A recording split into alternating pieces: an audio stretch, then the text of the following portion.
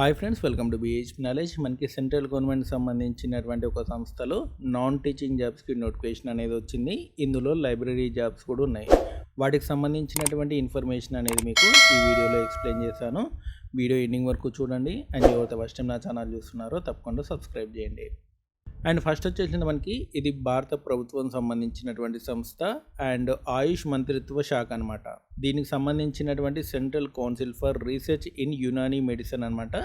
ఈ సంస్థలో మీకు జాబ్స్ అనేవి పడ్డాయి. ఇది న్యూఢిల్లీలో ఉంటుందన్నమాట. అండ్ ఈ సంస్థలు మనకి చాలా రకాల నాన్ టీచింగ్ జాబ్స్ అనేవి పడ్డాయి. ఇందులో సీరియల్ నెంబర్ 12లో మనకి లైబ్రరీ అండ్ ఇన్ఫర్మేషన్ అసిస్టెంట్ సంబంధించినటువంటి జాబ్స్ అనేవి ఉన్నాయి. ఓకేనా? అండ్ చాలా రకాల జాబ్స్ ఉన్నాయి. ఒకసారి నోటిఫికేషన్ అనేది చూసుకోండి. ఇందులో సీరియల్ నెంబర్ 12 వచ్చేసినది మనకి library and information assistant group B job అనమాట. అండ్ టోటల్గా మనకి లైబ్రరీ జాబ్స్ 3 ఉన్నాయి అన్నమాట. ఓపెన్లో ఒకటి, ఎస్సీ ఒకటి, ఓబీసీ ఒకటి. దీనికి సంబంధించినటువంటి ఏజ్ లిమిట్ వచ్చేసింది మనకి 30 ఇయర్స్ అనమాట. ఎస్సీ ఎస్టీ వాళ్ళకి 5 ఇయర్స్, ఓబీసీ వాళ్ళకి 3 ఇయర్స్ ఏజ్ రిలాక్సేషన్ అనేది ఉంటుంది.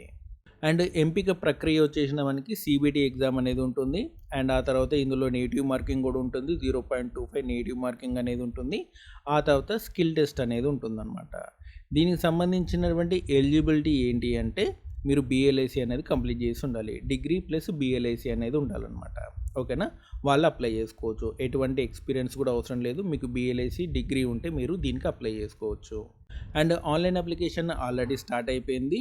జూలై 1 నుంచి స్టార్ట్ అయింది. 31 జూలై వరకు కూడా మీరు అప్లై చేసుకోవచ్చు.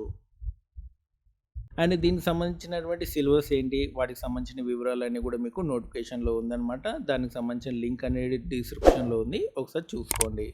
ఇలాంటి లైబ్రరీ అప్డేట్స్ కోసం మన ఛానల్ తప్పకుండా సబ్స్క్రైబ్ చేయండి. వీడియోని లైక్ చేయండి, షేర్ చేయండి. Thanks for watching.